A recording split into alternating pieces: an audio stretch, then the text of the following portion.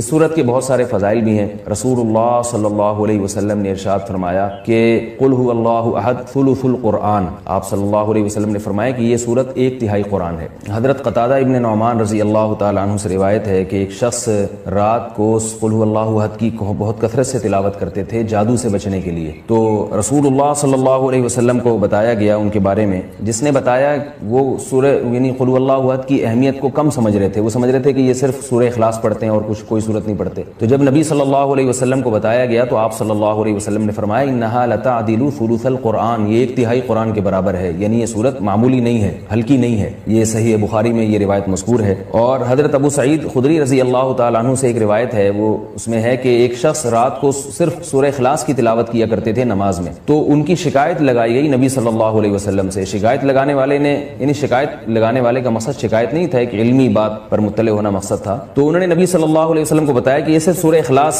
پڑھتے ہیں، یعنی وہ بھی سمجھ رہے تھے کہ یہ تو ایک چھوٹی سی سورت ہے اور بھی قرآن پڑھنا چاہیے۔ تو آپ صلی اللہ علیہ وسلم نے اس موقع پر بھی فرمایا کہ انہا لتعدل ثلث القرآن، فرمایا کہ یہ سورت 1/3 قرآن کے برابر ہے، یعنی یہ سورت معمولی سورت نہیں ہے۔ حضرت عائشہ رضی اللہ تعالی عنہا سے روایت ہے کہ آپ صلی اللہ علیہ وسلم جب بستر کی طرف جاتے تو آپ صلی اللہ علیہ وسلم قل هو اللہ احد، قل اعوذ برب الفلق، قل اعوذ برب الناس، یہ تینوں صورتیں پڑھ کے اپنے ہاتھ پہ پھونک مارتے اور اپنا ہاتھ پورے جسم پہ پھیر لیتے۔ یہ اہتمام آپ صلی اللہ علیہ وسلم نے اس وقت فرمایا جب آپ صلی اللہ علیہ وسلم پر جادو ہوا، اس کے بعد آپ صلی اللہ علیہ وسلم کا ہمیشہ یہ معمول رہا ہے۔ یہ بھی صحیح بخاری کی روایت ہے۔ صحیح بخاری کی ایک اور روایت میں ہے کہ حضرت عائشہ رضی اللہ تعالی عنہا فرماتی ہیں کہ ایک مرتبہ رسول اللہ صلی اللہ علیہ وسلم نے جہاد کے لیے ایک لشکر بھیجا، تو اس میں جو امام تھے وہ سورہ اخلاص کی بہت زیادہ تلاوت کیا کرتے تھے نماز میں۔ صحابہ کرام کا جب یہ لشکر واپس لوٹا ہے تو آپ صلی اللہ علیہ وسلم کو بتایا گیا کہ یہ سورہ اخلاص بہت زیادہ پڑھتے تھے نماز میں، تو آپ صلی اللہ علیہ وسلم نے ان سے پوچھا کہ تم یہ کام کیوں کرتے تھے، سورہ اخلاص تم اتنی زیادہ کیوں پڑھتے تھے؟ تو ان صحابی نے فرمایا کہ اس میں رحمان کے اوصاف بیان کیے ہیں، اللہ کی حمد و ثنا ہے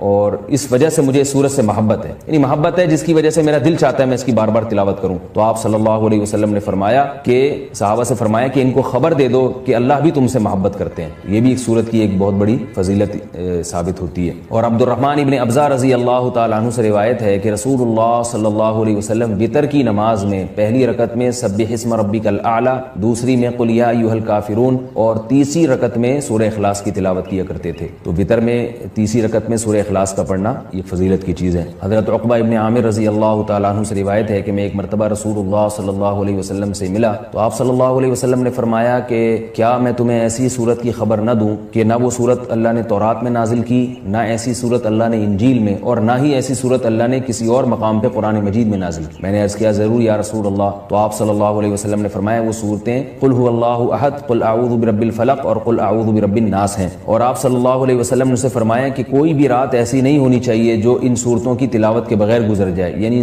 ہر رات میں یہ تینوں صورتوں کی تلاوت لازمی کیا کرو۔ تو عقبہ ابن عامر رضی اللہ تعالیٰ عنہ فرماتے ہیں پھر پوری زندگی مجھ سے کبھی بھی ان تینوں صورتوں کی تلاوت رات میں نہیں چھوٹی اور کبھی بھی ناغہ نہیں ہوا۔ اور حضرت ابو ہریرہ رضی اللہ تعالیٰ عنہ سے ایک اور روایت ہے کہ رسول اللہ صلی اللہ علیہ وسلم نے کسی شخص کو قل اللہ احد کی تلاوت کرتے ہوئے دیکھا تو آپ صلی اللہ علیہ وسلم نے فرمایا کہ واجب ہو گئی۔ صحابہ نے پوچھا یا رسول اللہ کیا چیز واجب ہو گئی؟ آپ نے فرمایا کہ اس کی تلاوت کرنے والے کے لیے جنت واجب ہو گئی۔ یہ تو اس صورت کے کچھ فضائل تھے جو میں نے آپ کے سامنے بیان کیے۔ اس صورت میں ہمیں اسباق کیا ملتے ہیں؟ پہلی تو سبق ہمیں توحید کا ملتا ہے کہ اسلام توحید کے بغیر کامل نہیں ہے، بلکہ اسلام مقبول ہی نہیں ہے۔ آج بہت سارے لوگ اللہ تعالیٰ کو معبود تو کہتے ہیں مگر اللہ کے سوا مشکل کشا، حاضر ناظر اور مختار کل ایسے ایسے الفاظ ایجاد کیے ہوئے ہیں جو غیر اللہ پر بھی اس کا اطلاق کرتے ہیں۔ بعض لوگ قبر پرستی کا شکار ہیں، بعض لوگ رسول اللہ صلی اللہ علیہ وسلم کو عالم الغیب کہتے ہیں، حاضر ناظر کہتے ہیں، جبکہ ہمیں اس صورت میں کیا سبق مل رہا ہے کہ اللہ یکتا ہے، اس جیسا کوئی بھی نہیں۔ تو اللہ اگر مشکل کشا ہے، حاجت روا ہے، تو پھر اگر ہم مخلوق کو بھی مشکل کشا اور حاجت روا کہہ دیں تو اس کا مطلب یہ ہوا کہ مخلوق بھی اللہ جیسی ہے۔ اس لیے کہ جو معبود ہے اس کی دو بنیادی صفات ہیں، علم اور قدرت۔ معبود میں دو چیزوں کا ہونا ضروری ہے، یعنی آپ جس کی عبادت کرتے ہیں اس میں دو صفات کا اعلیٰ وجہ الکمال ہونا ضروری ہے۔ ایک یہ کہ اس کی قدرت کامل ہو، وہ جو چاہے کر سکتا ہو،